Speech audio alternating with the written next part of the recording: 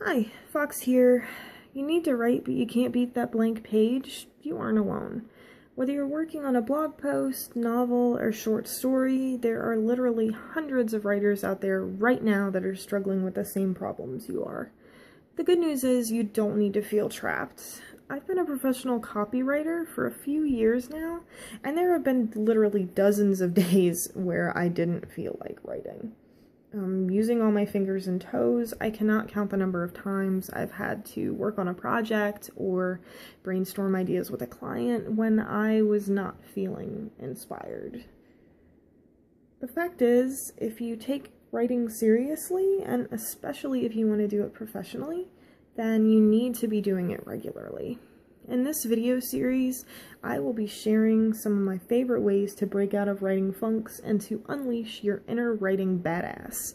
If you want to channel some of that awesomeness for yourself, make sure you're following along and keep watching.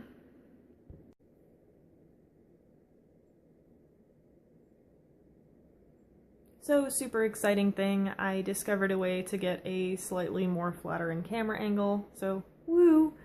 But yeah, onto the content. So tip 2 in my Beating Writer's Block series is to change it up.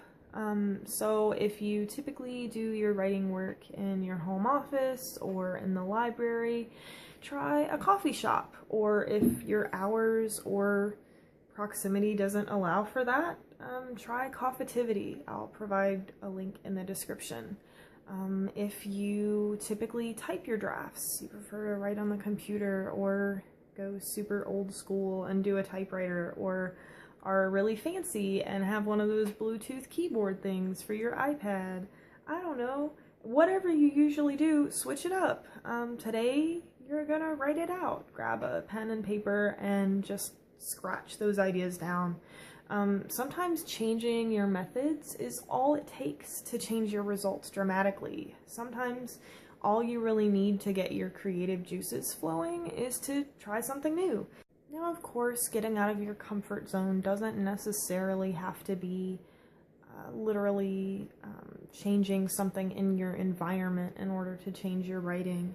It might be changing things in the form of making sure that today you're doing a list brainstorming activity, or a different type of outline than you're used to, or you're collaborating with somebody. But the point is, changing stuff up can make everything in your head click when it wouldn't previously. So if you've been struggling, especially if it's a recurring project, take some time, figure out what you can do differently, and then knock it out. You got this.